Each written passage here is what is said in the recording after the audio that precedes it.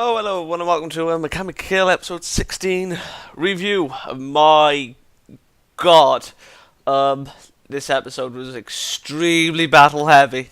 But yeah, now that's um, all I'm gonna say is pay attention to what Kurome says. Pay attention to what she says. That's all I'm gonna say. Um, yeah. So oof. Uh, just thinking about next episode because I know what's gonna happen. Oh God. Um, so yeah. The episode started off from where I'm episode 15. I'm confused if it's episode 50. Yes, because yeah, Sword Art had that and bloody 14.5 episode. So I was a bit confused with the number. Didn't I say 16? Oh well. But yeah, in episode it started off from where episode 15 finished.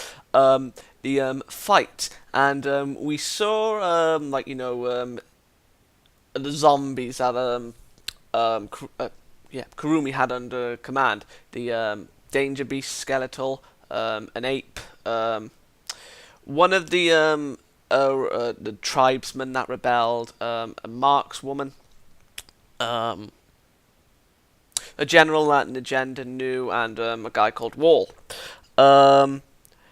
And it's very interesting with Wall. I don't remember in the manga if worry was shown towards Wall. Oh yeah, and one of Akame's and Akame's and Kurumi's childhood friends, which is Kurumi's personal guard. Anyway, back to balls. I don't remember if this was in the manga, but balls showed worry towards Wall, and I didn't expect something like that to happen because he's a corpse. I mean, he's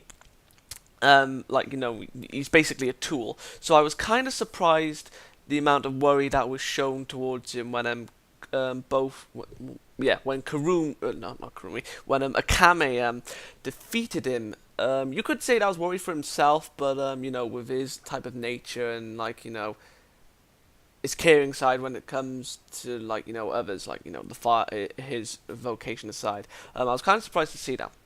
So yeah, during the fight with Bors and Akame, Bors asked, "Why did you turn against the Empire? If you were on our side, I would have been at ease." But the reason why she betrayed, we saw little snippets of people, dead people. So yeah, and then Akame is just it's because I'm following my heart. This is what my heart wants. And yeah, and Bors is just okay, right, okay, fair enough, I understand. You'll die with your beliefs as well.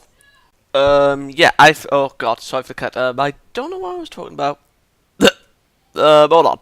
Oh yeah, Akame dying with her beliefs as well. Yeah, this episode, I really did enjoy this episode with the zombies. um. Yeah, and there was another scene I didn't expect. Well, it did happen in the manga, but I didn't expect it to have this reaction on me. I told you how I don't like Chelsea. Well, when she disguised herself as one of the villagers from the corpses, friends, allies. Yeah, I didn't expect for me to hate her further for that. I mean, we know next to nothing about him, but the way it was done and the way it was acted out, it gave that little oomph for the feels, and I was just oh my god, such deception. Oh god, it wasn't good. I mean, yeah, she's an assassin and she was saving Tatsumi, but still, I mean, if you couldn't fight them any other I mean, a sneak attack, yeah, I can understand, but something like that, manipulating the heart in that way was wasn't right. But yeah, I don't know if it was said last episode, but but Chelsea did say that even though that they're tools, they still remember the people close to them, Which yeah, I couldn't recall if it was done last episode, but yeah, the zombies still have their sense of self, so to speak. Yeah, when Negenda was fighting her former general, They're like, the zombies, like, their bodies have to be permanently destroyed. Like, taking the head doesn't really matter. Yeah, the body has to be permanently destroyed. Otherwise, he'll keep fighting like it did, and the gender was pissed. But yeah, Susanoo fighting Kurumi's dragon. I mean, that was awesome. I mean, the way he transformed, and when he was saying that asymmetrical, I was just like, oh my god, he's going to death, the kid. Yeah, and then just his secret weapon, Susanoo's, he drains the life force of his master, and if the master does it more than three times or more, then it will lead to their death. So yeah, and then shattered the zombie, and then not zombie, the skeletal beast, and mine was eaten by a little froggy, and then she destroyed it, and then oh yeah, Leone losing her arm. I mean, no, that was wrong. You don't do that, Kurome. And yeah, and Leone is good as with her mouth, isn't she?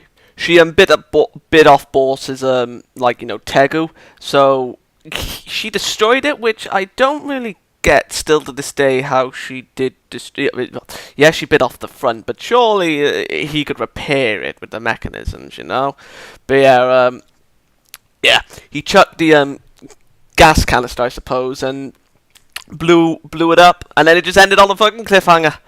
But yeah, this episode was basically the setup for feels, and I'm just going to say there's going to be some feels next episode, but yeah, take that as you want. I'm going to give this episode a 7.5 out of 10. It did progress. The fighting was awesome and well animated.